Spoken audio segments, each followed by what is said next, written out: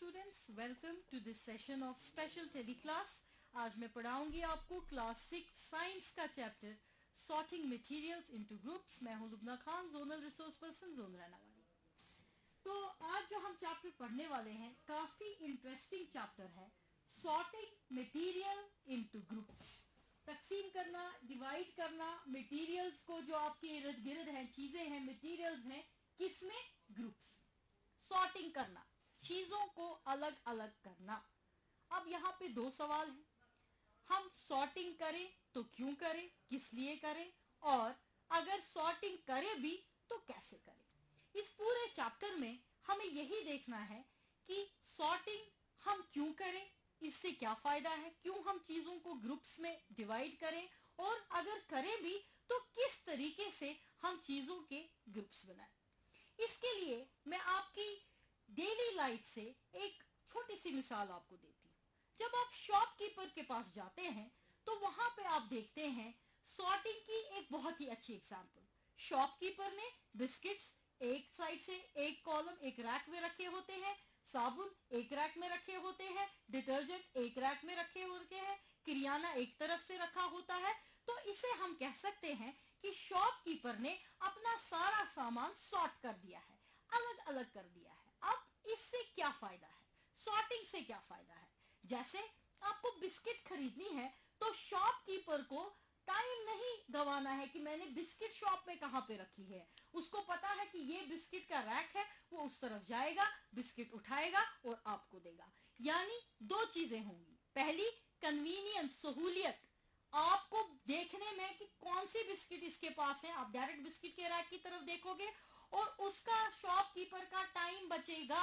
एक तो उसको सहूलियत होगी, उसको ढूंढना नहीं पड़ेगा, उसको सीधे पता है ये रैक है, यहाँ पे बिस्किट है, वो डायरेक्ट बिस्किट के रैक के पास जाएगा और वहां से फटाक से आपको उठा के दे देगा। यानी उसको कन्वीनियंस भी होगी और उसका टाइम भी बचेगा।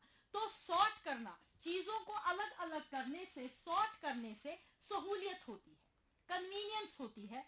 और जब भी किसी चीज को करने में सहूलियत होती है, कन्वीनियंस होती है, उससे हमारा वक्त बचता है। तो सॉर्टिंग या अलग अलग चीजों को करना एक कन्वीनियंस है और उस कन्वीनियंस से हमें बहुत सारे फायदे होंगे। एक फायदा ये होगा, हमारा टाइम बचेगा। और क्या होगा, उसको अंडरस्टैंड करने के लिए मैं आपको एक छोटी सी मिसाल दूंगी कि कैसे हम चीजों को सॉर्ट करेंगे, ग्रुप में डालेंगे। आप क्लासरूम के बारे में सोचिए, आप अपने क्लासरूम में क्या क्या चीजें देखते होंगे। आई एम श्योर आपके पास नोटबुक है, आपके पास पेन या पेंसिल है। जरा कुछ मिनट ले लीजिए सोचने के लिए और बताइए आप अपने क्लासरूम में क्या क्या चीजें देखते हैं। ऑब्वियसली जब आप सोचेंगे, लिखेंगे तो ये चीजें आएंगी। आप स्कूल बैग देखते हैं, आप बोर्ड देखते हैं, आप बुक्स देखते हैं, किसी की यूनिफॉर्म का ग्लव्स कहीं होगा, कहीं पे आपको पेंसिल बॉक्स मिलेगा, रूलर दिखेगा, सीढ़ी दिखेगा, सीजर्स दिखेंगी, वाटर बॉटल दिखेगी, राइटिंग पैड दिखेगा, क्लास के बाहर लॉक लगा हो सकता है वो आप देख सकते हैं, पेंसिल आपको दिखेगी, वाटर बॉटल दिखेगी, पेपर क्लिप दिखेगी। अगर आप प्रिंसिपल ऑफिस की तरफ जाएंगे आपको वहां ग्लोब दिखेगा, कुछ ग्लास के बॉल्स दिख सकते हैं, आपको अपनी क्लास में क्रेयॉन्स दिख सकते हैं। और जब आप क्लासरूम से बाहर आएंगे, स्कूल के फील्ड में आएंगे, आपको बैट बॉल दिख सकता है, स्विंग्स दिख सकते हैं। तो ये बहुत सारी चीजें हैं जो आपको क्लासरूम में नजर आती हैं। नाउ अगर मैं आपसे ये बोलूं कि बेटा इन चीजों के ग्रुप्स बनाइए, इनको अलग अलग ग्रुप्स में डालिए, तो आप क्या देख के इनके ग्रुप्स बनाएंगे? अगर आप सोचेंगे तो आपके दिमाग में बहुत सारी कैरेक्टर्स या बेसेस आएंगी जिनके बेस, जिनको लेके आप इनके ग्रुप्स बना सकते हैं। जैसे आपकी लेवल पे जो पहली बात शायद आपके दिमाग में आएगी, वो टेक्स्ट बुक भी आपकी लिखती है कि हो सकता है या एक पॉसिबिलिटी है आप शेप देख के इनके ग्रुप्स बनाएंगे। ये जो चीजें हैं आप शेप देख के इनके ग्रुप्स बनाएंगे। अब कैसे? जैसे हम एक ये कोशिश करेंगे, एक ग्रुप ऐसा बनाएंगे जिसमें चीजें स्फेरिकल या राउंड होंगी, इस ग्रुप में वो वाली चीजें लिखेंगे। और दूसरा ग्रुप बनाएंगे जिसमें चीजें स्क्वायर या रेक्टेंगुलर शेप की होंगी। तो ऐसा हम इसके साथ कर सकते हैं। तो अब आप मुझे इसको देख के बताइए कितनी चीजें हैं जो आप डाल सकते हैं जो कि राउंड है। जैसे आपका सीडी राउंड है, आपका जो बॉल है वो राउंड है, फिर इसी तरीके से कुछ चीजें ऐसी होंगी जो आपको स्क्वायर शेप में मिलेंगी और कुछ चीजें ऐसी होंगी इसमें से जो रेक्टेंगल शेप में आपको मिलेगी। आपका लंच बॉक्स स्क्वायर शेप का हो सकता है, आपकी बुक रेक्टेंगल शेप की हो सकती है, राइटिंग पैड रेक्टेंगल शेप का हो सकता है। तो अलग अलग शेप्स की चीजें आपको इसमें दिखेंगी, जिनको आप इधर भी लिख सकते हो, इधर भी लिख सकते हो। लेकिन कुछ चीजें कंफ्यूजिंग होगी जो आप डिसाइड नहीं कर पाओगे, क्या मैं इस ग्रुप में लिखूं कि मैं इस ग्रुप में लिखूं। जैसे एक पेपर क्लिप की मैं बात करूंगी, पेपर क्लिप का जो शेप होता है आप डेफिनेटली ना उसको इसमें डाल पाएंगे ना उसको इसमें डाल पाएंगे, तो आपको कंफ्यूजन होगा। उसी तरीके से लॉक, ताला, ताले को भी हम इन दो ग्रुप्स में से किसी में नहीं डाल पाएंगे। तो शेप जो है शायद एक अच्छा बेस नहीं है, एक अच्छा कैरेक्टर नहीं है जिसको लेके हम चीजों को दो ग्रुप्स में डाल सकते हैं। तो अगर हम शेप को भी ना लें तो और कौन सी चीज है और कौन सा ऐसा कैरेक्टर है जिसको देख के हम इसके ग्रुप्स बना सकते हैं। तो शेप हमने देखा कि शेप के साथ हमें पूरी सक्सेस नहीं मिल सकती, ये एक अच्छा जरिया नहीं है ग्रुप बनाने का। दूसरा जो आपके दिमाग में आएगा, पर्पस। दूसरा जो आपके दिमाग में आ सकता है दैट इज पर्पस। जरा मैं देखूं कि ये जो चीजें मेरे पास हैं यहाँ पे क्लासरूम में जो मैंने लिखी, इनसे क्या इस्तेमाल होता है। तो दो ही इस्तेमाल हो सकते हैं, एक जिनका इस्तेमाल आप राइटिंग के लिए करते हो, या वो जिनका इस्तेमाल आप राइटिंग या रीडिंग के लिए नहीं करते हैं। You don't use them for neither the writing और द रीडिंग पोर्शन। तो दो ग्रुप्स हम ऐसे बना सकते हैं। तो कुछ चीजें ऐसी हैं इसमें से जो रीडिंग साइड पे आएंगी, राइटिंग साइड पे आएंगी, और कुछ चीजें ऐसी हैं जो ना आप रीडिंग के लिए इस्तेमाल करते हैं ना राइटिंग के लिए इस्तेमाल करते हैं। लेकिन कुछ चीजें ऐसी भी आपको इसमें दिखेंगी जिसमें आपको कंफ्यूजन होगा कि क्या मैं उसको इस ग्रुप में डालूं कि मैं उसको इस ग्रुप में डालूं, क्या वो मेरी पढ़ाई से एसोसिएटेड है या नहीं एसोसिएटेड है। तो अगेन जब आप देखोगे तो पर्पस कौन सा जरिया है जिसके लिए हम इसको इस्तेमाल करने वाले हैं, पर्पस भी शायद एक अच्छा कैरेक्टर ना हो इन चीजों को दो ग्रुप्स में डिवाइड करने के लिए। तो आपकी लेवल पे तीसरी ऐसी कौन सी चीज है जो आपके दिमाग में आ सकती है जिसको देख के आप बता सकते हैं इसके दो ग्रुप्स बना सकते हैं। वेट, आप वेट की बात करेंगे, आप इस देखेंगे इसमें से हैवी कौन है और लाइट कौन है। चलो जी, मैं दो ग्रुप्स बनाता हूं, मैं उसमें देखता हूं कि हैवी और दूसरे साइड से लिखता हूं लाइट चीजें। हम देखेंगे कि ये भी शायद एक अच्छा जरिया नहीं होगा किसमें, ग्रुप्स में डिवाइड करने का। तो फिर मैं चीजों को कैसे सॉर्ट करूं, मेरे पास ऐसा कौन सा जरिया है जिससे मैं इस पे अप्लाई करूं और ये चीजें अच्छे से मुझे सॉर्ट हो जाए। जैसे कि हमने दुकान के केस में देखा कि दुकानदार ने किसी अलग अलग जरूरत की सामान को अलग अलग जगह पे लगा दिया था। क्या मेरे पास कोई ऐसा जरिया है जिससे मैं इसकी सॉर्टिंग कर पाऊं। अगर बच्चों आप अपनी किताब को गौर से देखोगे तो जब आप पढ़ोगे, जिस तरतीब से मैंने आपको पढ़ाया ऐसी ही मिसालें दी गई हैं कि शेप के बेस पे कर सकते हैं, लेकिन अगेन शेप पूरा नहीं पड़ेगा। पर्पस के लिए भी अगर हम करेंगे तब भी कंफ्यूजन क्रिएट होगा। अगर हम कोई और कैरेक्टरिस्टिक जैसे कि हैवी लाइट के बेस पे करेंगे तब भी शायद हम क्लियरली सॉर्ट ना कर पाए। इन द एंड किताब लिखती है एक अच्छा जरिया जिसके को बेस मान के हम चीजों को सॉर्ट कर सकते हैं, दैट इज मटेरियल। चीजें किस मटेरियल की बनी है, चीजें किस मटेरियल की बनी है। अगर मैं यहाँ पे भी ये करूं, मैं मटेरियल्स देख लूं, मैं एक ग्रुप बना लूं ऐसा जिसमें चीजें मैं वो वाली लिखूंगी जो प्लास्टिक की बनी होंगी, फिर दूसरा ग्रुप बना लूं ऐसा जिसमें मैं मेटल की चीजें लिखूंगी, और फिर मैं तीसरा ग्रुप कोई ऐसा बना दूं जिसमें जो चीजें हैं वुड की बनी हुई हैं। तो अगर हम इस लिहाज से इधर डिवीजन करना चाहें, हम क्लियरली हर किसी चीज को या इस ग्रुप में या इस ग्रुप में या इस ग्रुप में डाल पाएंगे। तो मटेरियल्स के बेस पे चीजों को सॉर्ट करना एक अच्छा तरीका है, एक अच्छा जरिया है, क्योंकि हर कोई चीज किसी ना किसी मटेरियल की बनी होती है। तो अगर हम सॉर्टिंग करना चाहते हैं, चीजों को ग्रुप्स में डालना चाहते हैं, तो हम मटेरियल के बेस पे चीजों को सॉर्ट कर सकते हैं।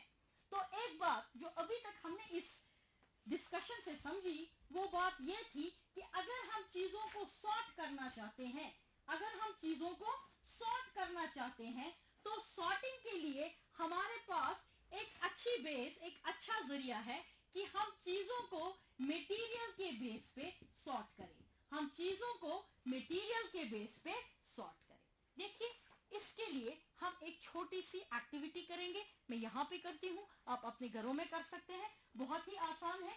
हम क्या करेंगे, मैं यहाँ पे ये चार्ट लगाए जा रही हूँ, आप गौर से देखिएगा। आप भी अपनी नोटबुक्स में कर लीजिए। 2 कॉलम बनाइए, एक साइड से लिखिए ऑब्जेक्ट और एक साइड से लिखिए मटेरियल। तो मैं 2 कॉलम्स बनाऊंगी, इसमें मैं एक साइड से ऑब्जेक्ट लिखूंगी और दूसरे साइड से लिखूंगी मटेरियल्स। ऑब्जेक्ट साइड से मैंने कुछ चीजों का नाम लिखा है, बड़ी कॉमन सी चीजें, chair, pen, book, bed, table. और मटेरियल के साइड से steel, glass, wood, plastic, paper. अब हम क्या करेंगे इस एक्टिविटी में, हम एक ऑब्जेक्ट उठाएंगे और उसको मैच करेंगे वो किस मटेरियल से बन सकता है या किस मटेरियल से बना होता है। तो सबसे पहला ऑब्जेक्ट जो हम यहाँ पे देखेंगे that is chair, that is chair.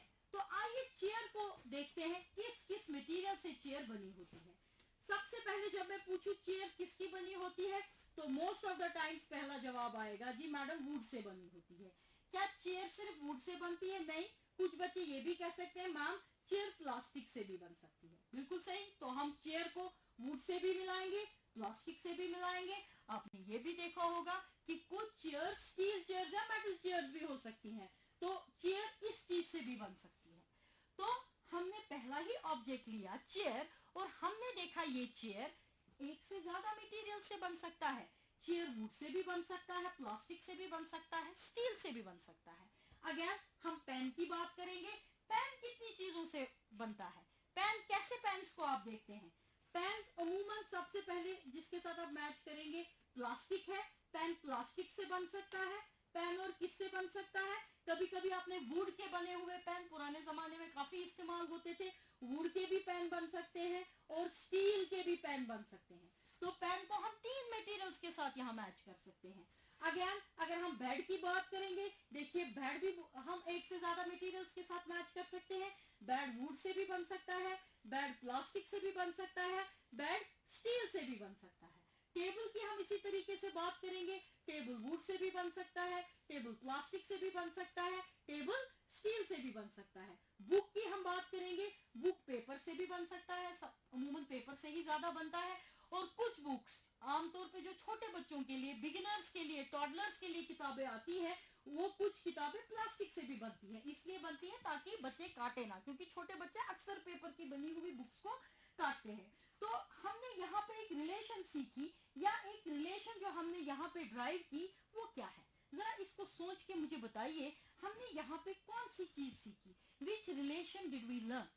हमने अगर इस एक्टिविटी से कोई चीज सीखी वो ये सीखी कि एक ऑब्जेक्ट, कोई भी object more than one material से बन सकता है। इट कैन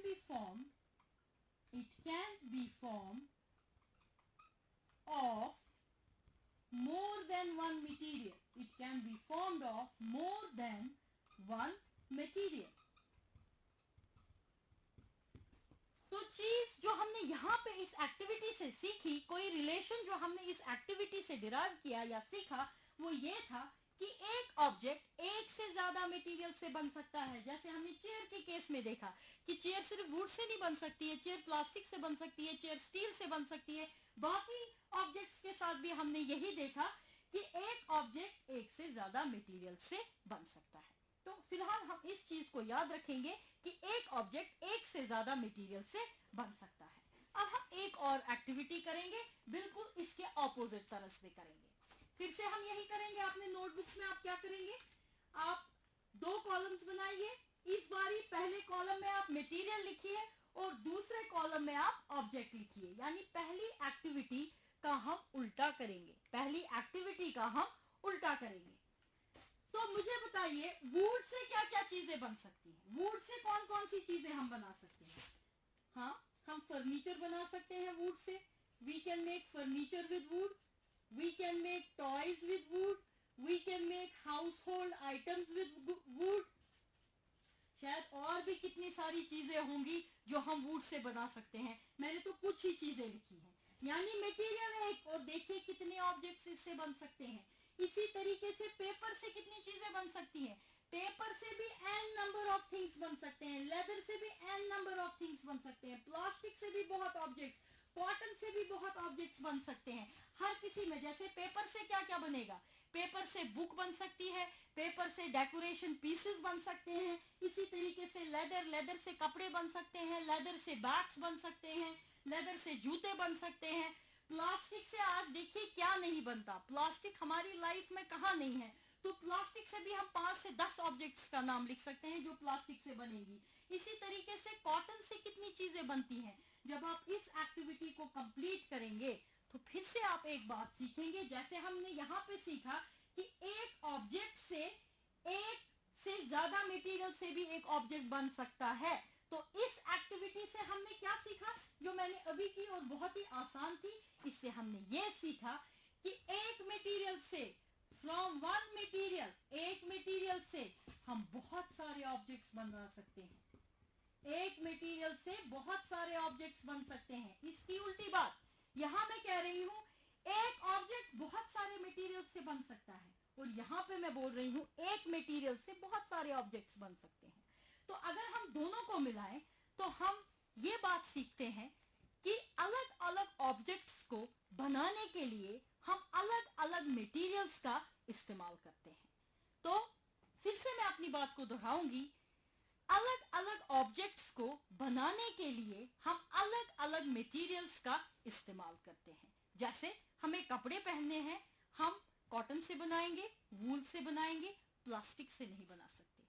आपको पानी पीना है, जरा सोच के मुझे बताइए, क्या आप कपड़े के कप में पानी पी सकते हैं? आप कपड़े से कप बना सकते हैं?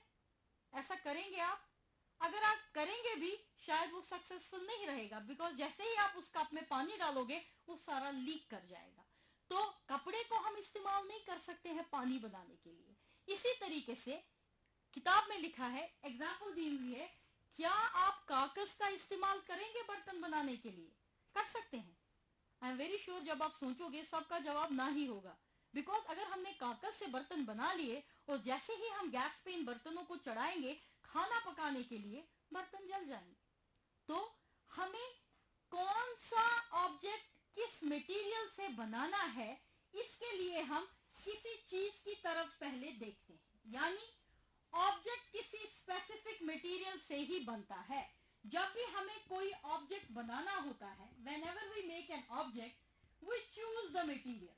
हम चूज करते हैं मटेरियल कि हम इसको किस मटेरियल से बनाएंगे। ये बात तो यहां तक समझ आ गई कि जब मुझे पानी पीने के लिए ग्लास बनाना है, हम ऐसा मटेरियल चुनेंगे जिससे लिक्विड पहले लीक नहीं करता हो, जिससे लिक्विड पहले लीक नहीं करता हो। इसी तरीके से जब मुझे बर्तन बनाने के लिए मटेरियल चुनना है, मुझे ऐसा मटेरियल चुनना है जिसमें से पहले हीट पास हो, ताकि बर्तन में वो हीट अंदर आए, मेरा खाना पक जाए, और वो ऐसा ना हो वो चीज कि जैसे ही मैंने आग पे चढ़ा दी या तो वो जल जाए या तो वो पिघल जाए।